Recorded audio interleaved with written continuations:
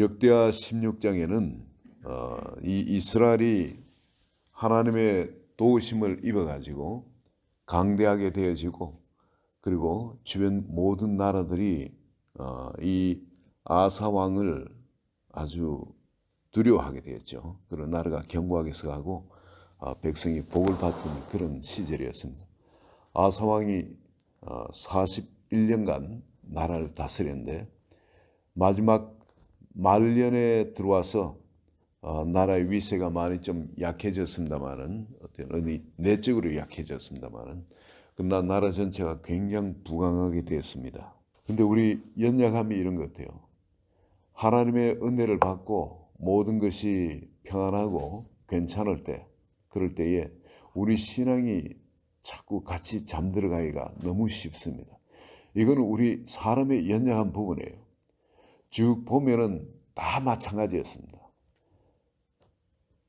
이 왕이 된 첫 왕도 참 얼마나 하나님 보시기에 또 사람들 보기에 참 괜찮은 사람이었습니까?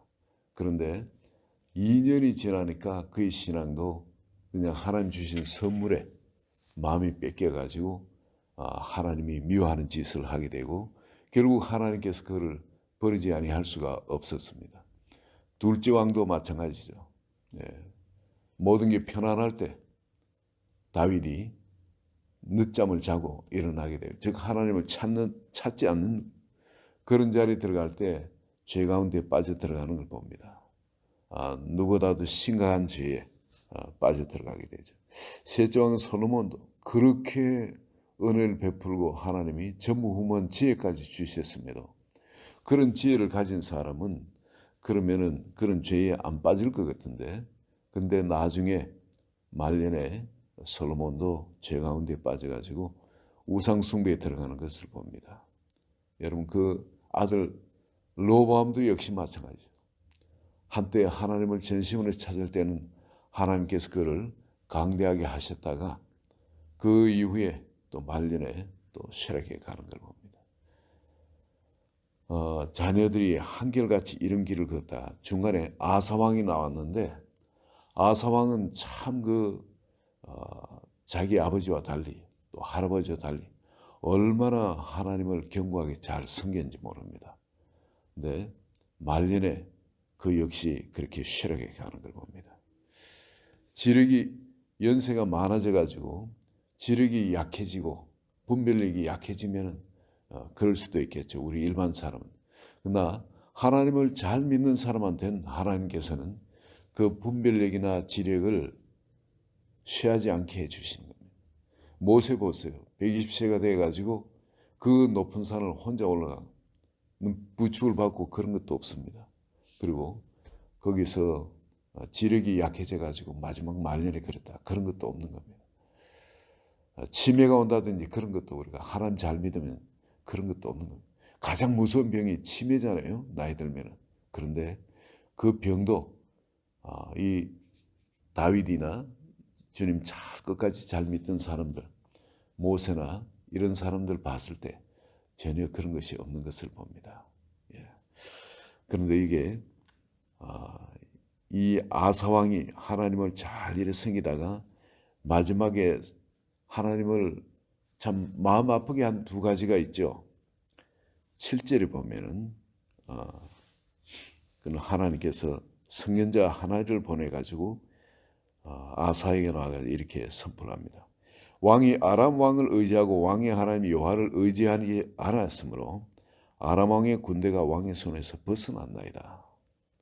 이게 무슨 말인가 하면은 이스라엘이 자기들한테 계속 사람들이 예배드리러 유다로 들어오니까 성전이 거기에 있으니까 말이죠. 그리고 이 이스라엘 왕이 봤을 때 이건 막아야 돼. 자기 백성이 1년에 3번은 전부 다 유다로 가버리니까 이 누구 백성이 되겠습니까? 지금 자기들이 이스라엘에 와 살고 있지만 사람들이 전부 다 유다 백성이 되어진 거예요. 이걸 막으려고 국경에다가 성을 쌓는 겁니다. 그랬더니 이 유다 왕이 계책을 썼는데 어떤 계책을 썼냐면은 자기들이 사마리아를 즉 이스라엘을 쳐들어가면은 그들 사이에 서로 원한이 생깁니다. 사람들이 죽고 그러면은 내 형제 부모가 죽었는데 그 땅에 다시 밟고 싶겠어요? 안 가는 거죠. 그러이 유다 왕도 아사 왕도 꾀를 내 가지고 우리가 치지 말고 제3국이 쳐가지고 우리 사이에는 상처가 없게 하자. 그리고 담을 짓지 못하도록 하자. 인간적으로 보면 참 괜찮은 깨겠죠. 그래서 돈을 누구를 부렸냐면 아람 왕을 시켜가지고 그 일을 했습니다. 그냥 하지 않고 왕궁 곳간에 있는 은금을 내줬다 그러죠. 그런데 그것만이 아니라 여호와의 전 곳간에 은금까지도 내줘 가지고 아람 왕을 사주합니다. 가서 이스라엘을 쳐라. 그래서 저들이 지금 건축하는 이 일이 유다하고 사이에 성벽을 쌓는 이 일을 없애라, 못하게 해라. 그랬을 때 아람 왕이 가서 얼씨구나 하고 그 돈을 받고 칩니다. 쳐가지고 그 많은 거 노력하고. 왜냐하면은 지금 이스라엘하고 국경선에 이들이 가 있기 때문에 나라가 비어 있거든요. 여러분 그 지도를 보시면 알지만은 유다는 이스라엘의 길쭉만 쪽에 남쪽이죠, 그죠? 남쪽이고 그리고 이스라엘은 그 북쪽입니다. 지파들이 그 북쪽에 있고, 근데 그 북쪽 더 위에 아람 왕이 있습니다. 그리고 유다 국경선을 쌓는다고 사람들이 전부 다 내려왔기 때문에 그럼 저 북쪽 국경은 완전히 지금 비어가 있는 겁니다. 그래서 그거를 치는 거는 그냥 주워 먹기 아니겠어요. 그 노략질하고 그 안에 모든 은금이든 뭐든 전부 다 뺏어오는 거예요. 그럼 뭐 양수겹장이 아니겠어요.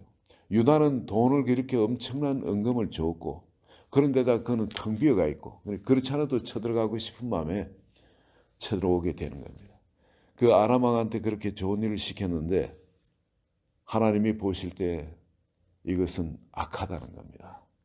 아람 왕을 시켰기 때문에 악한 것이 아니라 사람을 의지했는 것, 이것이 악하다는 겁니다. 이럴 때 전적으로 하나님께 묻고 하나님이 말씀하신 말을 준행을 했으면은 그 나라가 더욱 견고해지고 또 이 아사 왕에게도 이런 위기가 있었지만은 마음속에 그런 위기죠. 그런 위기가 있었지만은 그러나 이 일을 통해서 하나님이 하신 방법을 통해 하게 되면은 마음속에 결과적으로 더 믿음이 견고하게 생기게 되어집니다. 이 전화위복은 얻게 되어지는 거죠. 그런데 그렇지 못하고 사람을 의지하고 자기 꾀를 의지하고 그 일을 행하니까 하나님께서 진노하신 거예요. 그래서 선지자를 통해서 말씀을 선포했는데 이 아사왕이 어떤 자리까지 들어갔냐면 그 자기한테 바른 말 하는 이 선지자가 밉다고 감옥에 가다 버립니다. 이건 누굴 가둔 거예요? 하나님을 가둔 거나 마찬가지입니다. 더 이상 그 듣기 싫은 소리 안 듣겠다는 거죠. 밖에 활보하면서 사람한테나 나한테 그런 소리 하지 말라는 거죠. 가다 놔버립니다. 밖으로 활동을 못하게. 하나님은 우리에게 말씀하시길 원하십니다. 하나님은 살아계시는 하나님이고 우리가 잘 되기를 원하시는 하나님이죠. 그런데 여기서 돌이켰으면 좋은데 그 또 다른 사람까지도 바른 말 하는 사람, 뭐 그게 선지자가 한 명이었습니까? 또 다른 선지자들도 있을 거고 제사장도 있을 거고 혹은 또 왕의 친구들도 있을 겁니다. 이들이 믿음의 소리, 바른 소리 하니까 이들도 그냥 이 아사왕이 학대를 그걸 듣질 못하는 거예요. 귀가 벌써 어두워진 거죠. 그래서 하나님께서 이런 일을 이스라엘 왕을 시켜가지고 그 국경선을 산다든지 등등하는 이런 것도 전부 시작이 어디냐면은 이 아사왕의 마음이 어두워지니까 영적으로 어두워지니까 그걸 일깨우기 위해서 하나님께서 그렇게 하시는 겁니다. 마지막에 12절에 보면은 아사가 왕이 된 지 39년에 그의 발이 병들어 매우 위독했다. 발이 병들어 위독했다. 어쩌면 당뇨인지도 모르겠습니다. 발이 병들어 위독했다. 위독할 정도로 발에 병이 들었다. 무슨 뭐 종창이 났다든지 그럴 수도 있고 그러나 발의 병은 잘 안 들죠. 뭐 이 왕이 뭐 아주 많이 걷는다든지 그래가지고 그런 발의 병이 생긴 것도 아니고. 근데 발의 병이 들었다는 건 우리 생각할 때 그런 병이 중에 하나가 아닌가 하고 짐작해 볼 수 있습니다. 그런데 그가 여호와께 구하지 아니했다 그럽니다. 누구한테 구했습니까? 의원들에게 구하였더라. 근데 우리가 생각할 때 아프면 의원들한테 구하는 거 너무나 당연한 거죠. 약을 쓴다는 걸 혹은 의원을 의지하는 걸 잘못됐다고 이야기하는 것이 아니죠. 이거는 하나님이 섭섭해 하시는 겁니다. 아프면은 약을 써야죠. 아프면은 의원도 찾아봐야죠. 그런데 하나님께 구하지는 아니했다는 겁니다. 하나님이 의원도 사용하시고 하나님께서 약도 사용하시는데 하나님께서 사람도 사용하시는데 하나님께 구하지 아니했다는 겁니다. 이 부분은 우리가 오해가 없어야 됩니다.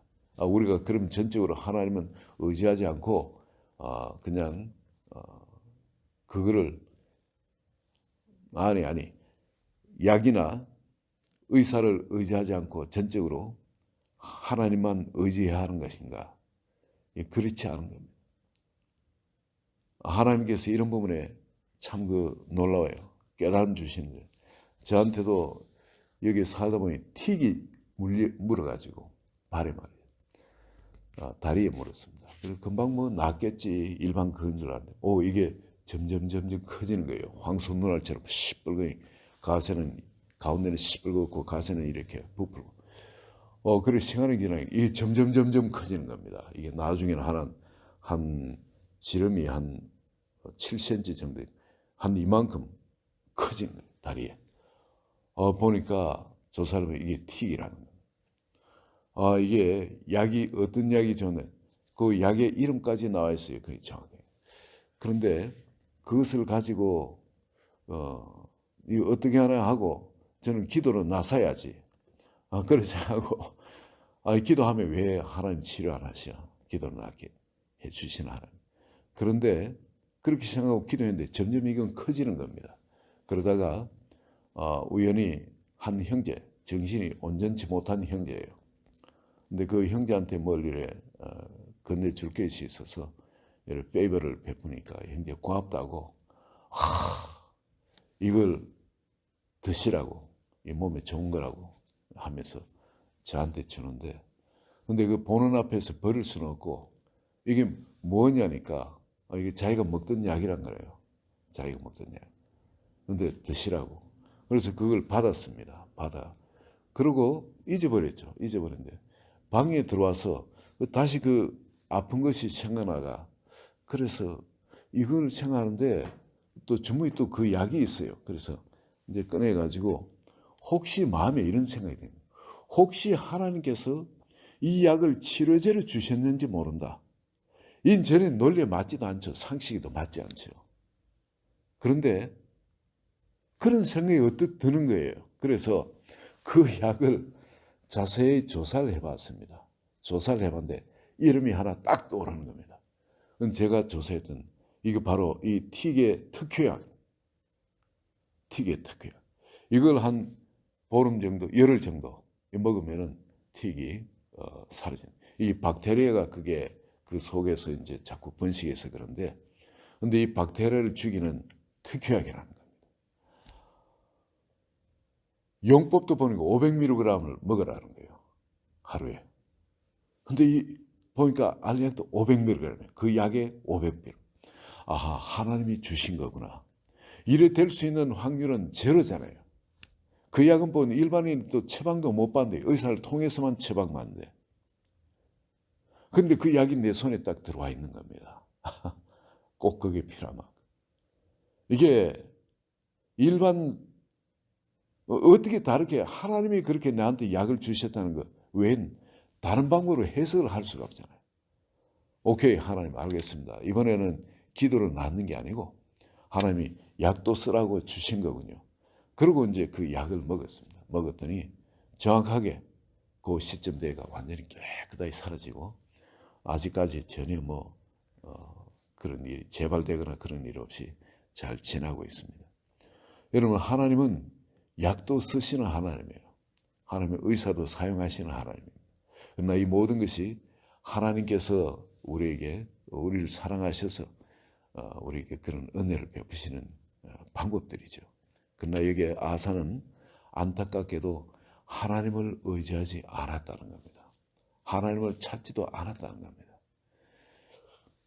이게 결국은 그가 그 병으로 죽게 되어지죠. 죽게 되는데 하나님은 이 모든 일에서 우리가 붙들어야 할까?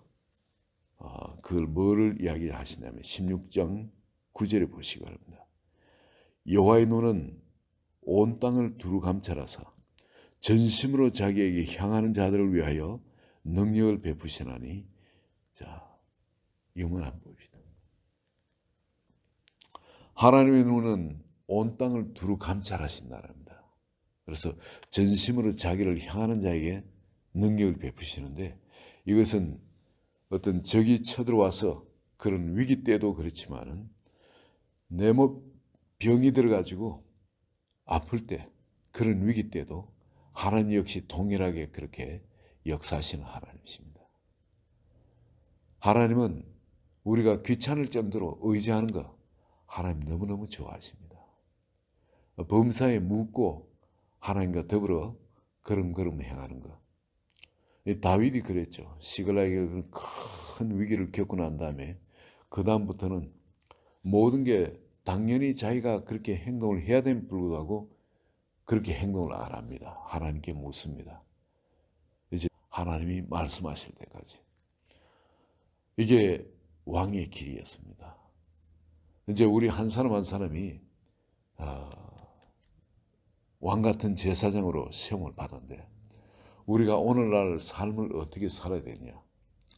이 다윗이 그랬던 것처럼 아사왕도 초창인 게 전심으로 하나님을 의지했을 때 정말 큰 자와 작은 자 사이에 하나님 외엔 도울 자가 없나이다 하고 하나님을 바라봤죠. 구스에 100만 대군이 쳐들어올 때 말이죠. 자기는 거의 그 반수 정도밖에 안 되니까 전적으로 그렇게 하나님을 의지할 때 하나님의 역사시가 적군을 쳐버립니다. 그렇게 하나님의 도우심, 초자연적인 도우심을 얻고 그리고 나라를 강성하게 세우는 데는 마음을 다하고 뜻을 다하고 힘을 다해서 목숨을 다해서 우리가 하나님의 윤리와 법대로 행하고 따르자. 그렇지 아니하는 자는 죽이는 것이 마땅하니라 그래서. 이스라엘 나라에 하나님 말씀대로 안 한다고 그 사람을 죽이는 것이 마땅하다는 왕은 없었어요. 아사 왕이 유일했습니다. 그만큼 열심을 내었던 겁니다. 그렇게 또 하나님이 그의 상응한 축복을 베풀어 주셨죠. 근데 나중에 영적으로 어두워지니까 하나님을 떠나게 되니까 이렇게 주변에 전쟁을 하나님이 일으키시기도 하고 이 전쟁이 하나님께로부터 온 전쟁입니다. 발에 병이 들기도 하고 이건 하나님께로부터 온 하나님이 허락하신 그런 질병들이죠. 왜? 사람을 사랑하니까 일깨우기 위해서. 그러나 어리석게도 아사왕은 거기서 깨어나지 못하고 영원한 장 가운데 들어가 버립니다. 오늘 우리 주님께서 우리 상 가운데 하나님은 우리에게 은혜 베푸시기를 원하신 주님, 우리와 함께 행하기를 원하시는 하나님의 분명히 그렇게 말씀하시죠. 하나님은 자기와 함께하는 자에게 함께하시고 자기를 찾는 자에게 만나 주시는 바 되려니와 하나님을 버리는 자에겐 하나님도 그를 버리시리라. 오늘 하나님을 역대하 16장 9절 말씀처럼 여호와의 눈은 온 땅을 두루 감찰하사 전심으로 자기를 향하는 자에게 능력을 베푸시라니. 오늘 바로 전심으로 주를 향하고 전심으로 주를 의지하며 주와 동행하는 그런 발걸음에 주님을 기쁘시게 하는 한 분 한 분 되시기를 예수 그리스도의 이름으로 축원드립니다. 하나님 아버지 감사합니다.